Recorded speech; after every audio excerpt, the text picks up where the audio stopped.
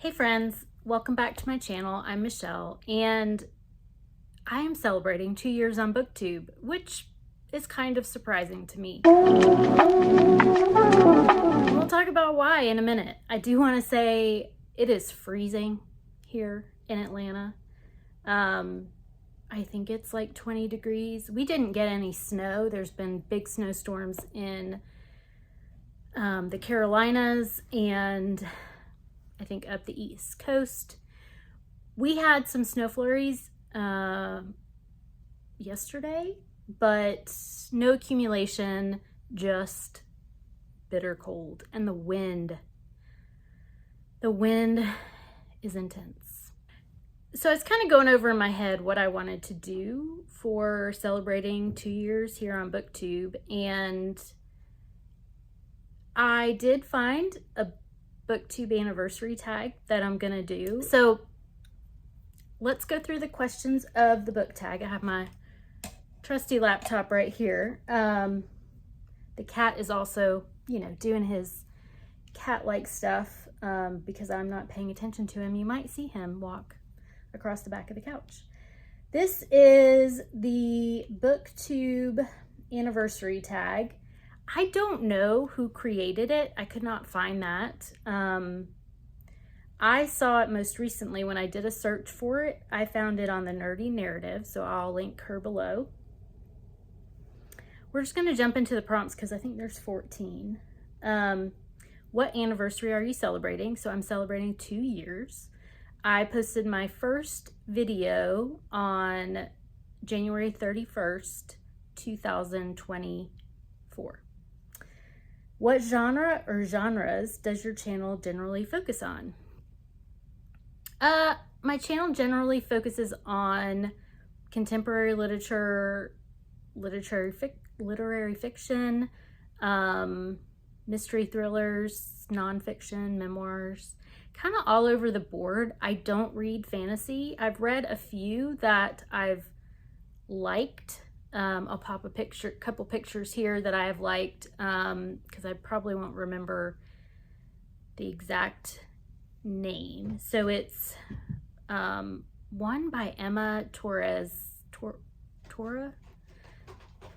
We'll put it here. And that was Blood Sister Ink Scribe, or the other way around. Again, don't remember the title very well, but I remember the book and the cover. The cover is gorgeous. I really liked the story, and it wasn't too hard for me to follow. I read this for an in-person book club that I was going to attend, which I did attend a couple of meetings, and then the book club just kind of fizzled out. I don't know really what happened to it. And then I did read at some point Tess of the Emerald Sea by Brandon Sanderson for the book club that I belong to through Chrisette Books and Jams, her Patreon group. Those are the only fantasy books I've really read. Not really my thing. I just have a very realistic, it's hard for me to follow the world building is the best way for me to explain it. What are you most proud of your channel in the last year?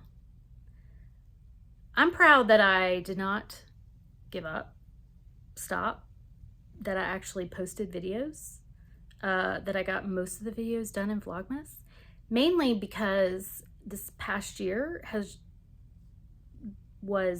I moved, my health, my chronic illness, it goes up and down with my energy level. I was in a major reading slump and wasn't reading much at all. I read the least amount of books that I've read since starting to watch BookTube about 5 years ago. It was just a bad reading year, and I didn't end the channel. So I'm proud of that for sure.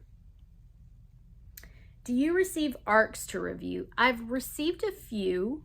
I do have a NetGalley account.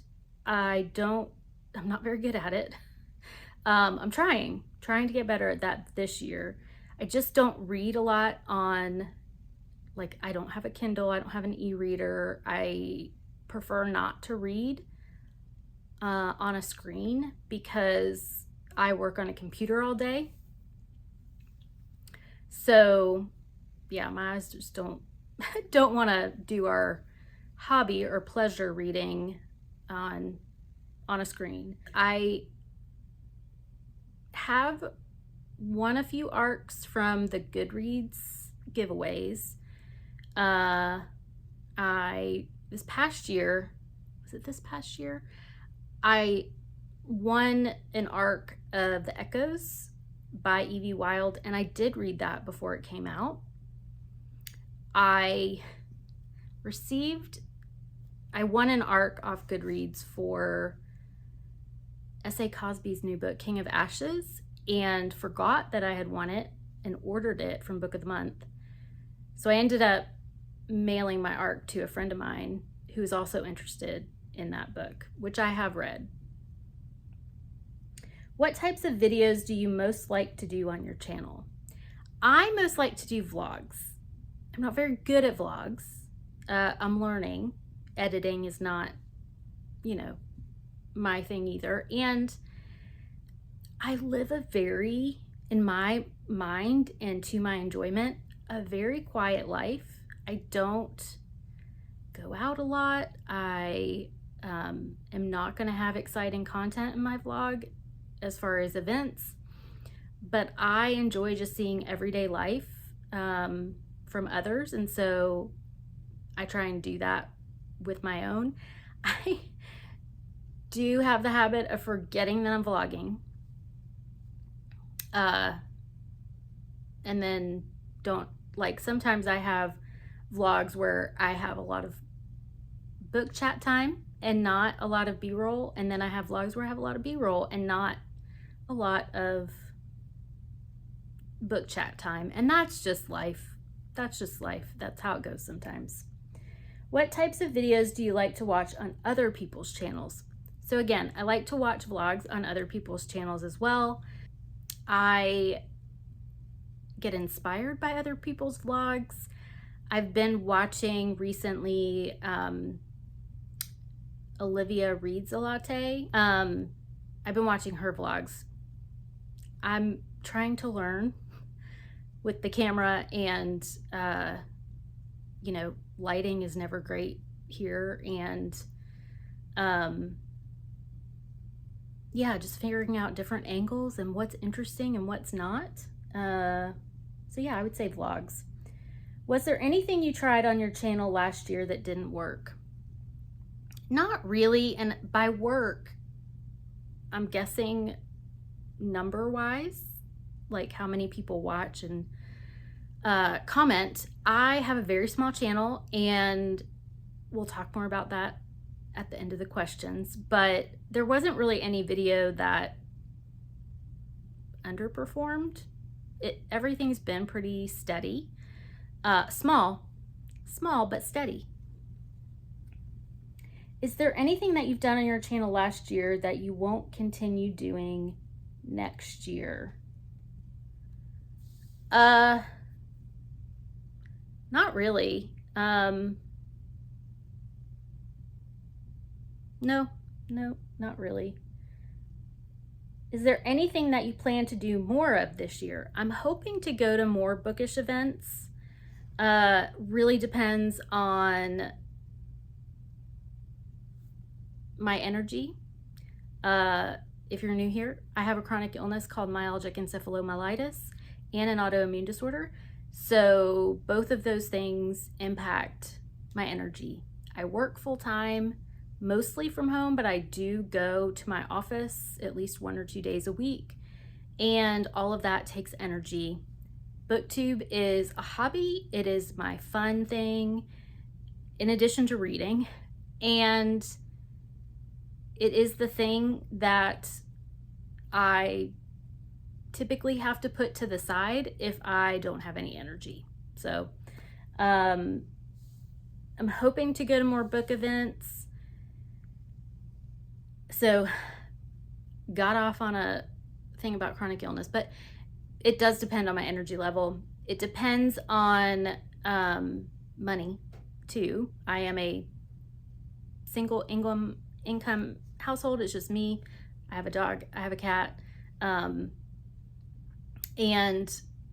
if most of the time to go to book events, they ask you to purchase the book. I'm trying to do a low spend year. And so if I am not that interested in the book, or I can get it from the library, I may not attend the event.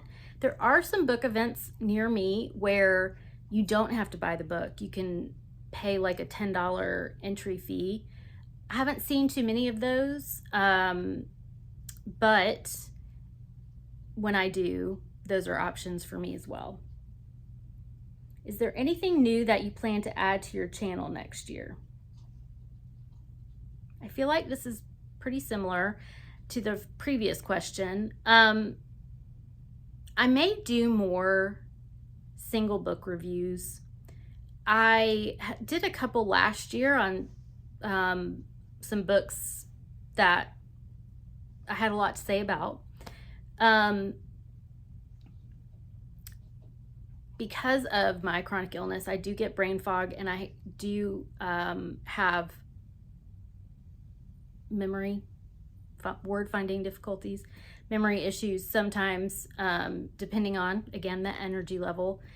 So I don't always remember, and this was even previous, before my chronic illness developed. I had to write things down. So if I don't write it down, I won't remember it.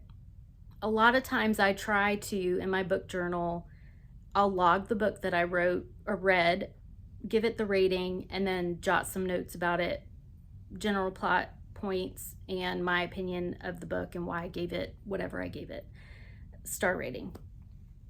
I'm trying to be good about that. In the past, like last year, I have a number of books in my book journal where I did not write down anything. At the time, I just logged the book, and then I don't remember why I rated it, what I rated it. So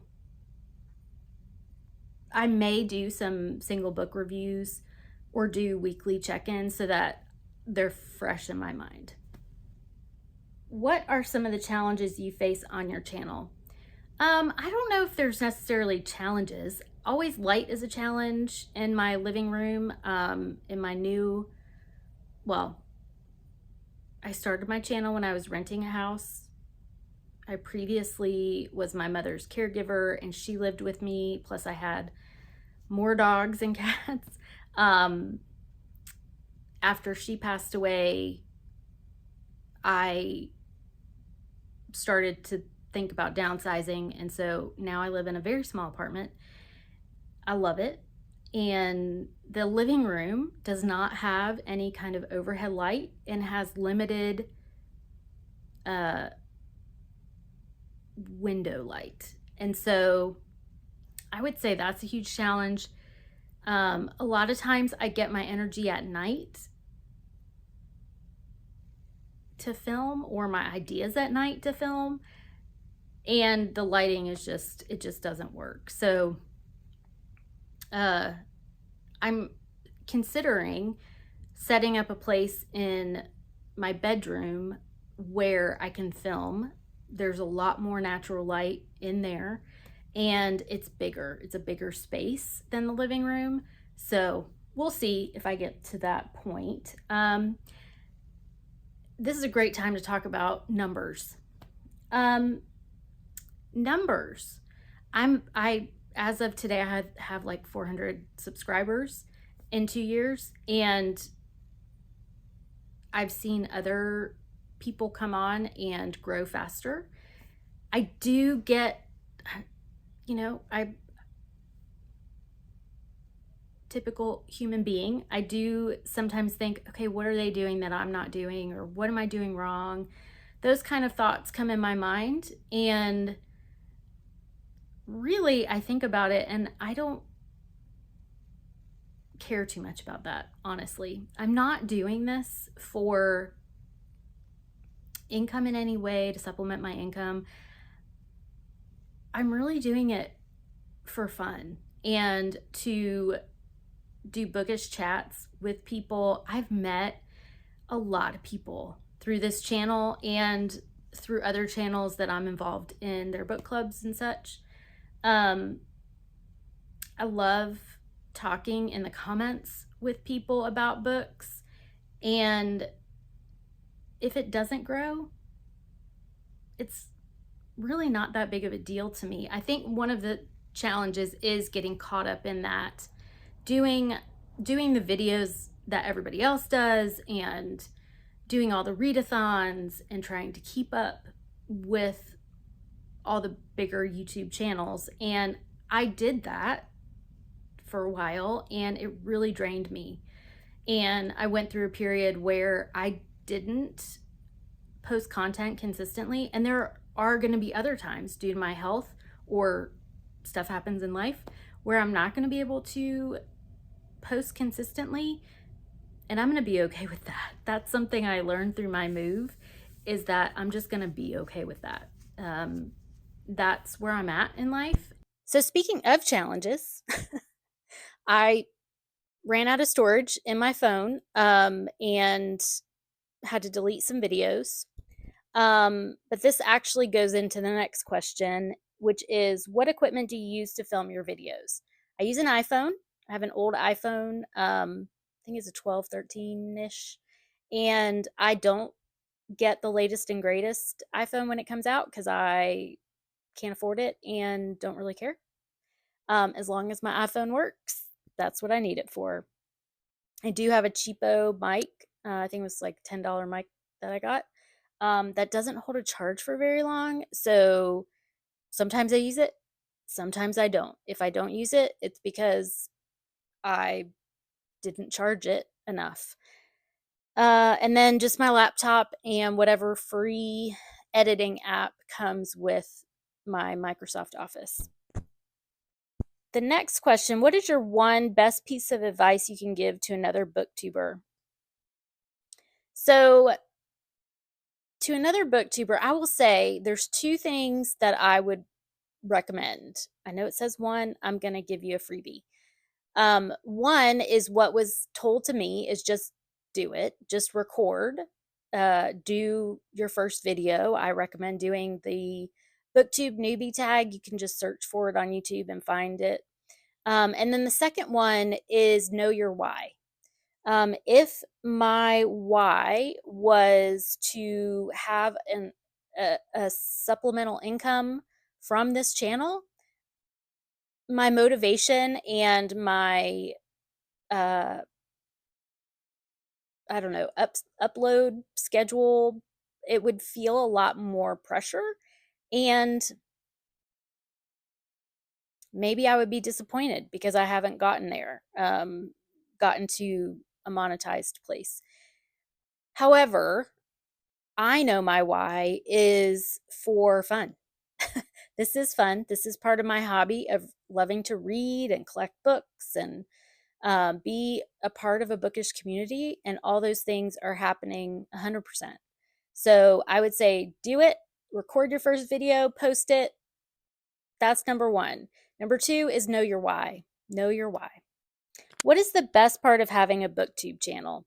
So just what I've already talked about, the connections that you make with other people in the bookish community. I never knew this existed. And it's been a long time since I've had a really strong network of in real life friends that read. A lot of my friends in real life maybe don't have time to read. A lot of them are raising kids or dealing with other things going on and just or don't have the interest in reading. So I found some great people this way. And when I first started watching BookTube, I was a caregiver for my mom during a pandemic. So we didn't leave the house much at all. And we also, I also had my own chronic illness that I was dealing with, which has been an up and down thing over the last couple of years. And when I was isolated from other people because of illness, I could connect through BookTube. There's typically always someone doing sprints. Um, or, when I moved, I remember this. When I moved, I had a number of messages from friends that I've never met in real life, but I know through BookTube, who were sending me messages, checking on me. During the time that I've been on BookTube, I lost my beagle Remy, and just having the connections that I have helped me go through that. He loved opening packages. And so I had set up a little wish list for him, and y'all sent him gifts, and he was able to open packages many days during his last couple weeks with me. And that was a huge blessing for both of us. Um, so, yeah, I would say the community is the best part of having the BookTube channel. So, my overall question, is it worth it? Is it worth it? Sorry, that's the end of the tag. My question for myself that I've reflected on since I remembered that it was my BookTube anniversary is it worth it? And I think absolutely. For my why, I want community and I want bookish conversations. Absolutely, it's worth it. I do fall into the trap sometimes of putting pressure on myself to upload videos at a certain time on a specific day every week. And that's just not going to happen for me. Um, and it's taken me 2 years to really get that and to understand that. It's absolutely worth it. And I will continue to post videos when I can, when I feel inspired. That's the other thing. If I don't have um, something to talk about, I'm not just going to post a video to post a video. If there's not something going on, if I don't have anything to say, if I haven't been reading, uh, I'm not just going to post to post. And it's not bad if you do that. It's just not why I'm doing it. And that's why I say, absolutely, you want to just do it. You want to record your first video. You also want to know your why. Uh, and I think from what I have learned through friends, that their why may be a little bit different, or their why may start out as being, I want a community of bookish friends to talk to, and then it grows into a supplemental income, or you do it for different partnerships that you can generate from companies that you really believe in. That's awesome, because your why can change. But for me, at this point, my why is the community aspect of it and having fun with my hobby. I do enjoy making videos, and I do enjoy learning about making videos. So, all of that is why it's worth it and why I'm excited to do another year on BookTube. So, from this introverted 40-something-year-old woman, I thank you for being here. And if you want to, if you haven't already, consider subscribing. Hit the like button if you want to. I hope y'all are doing well. Stay safe, and I will see you soon.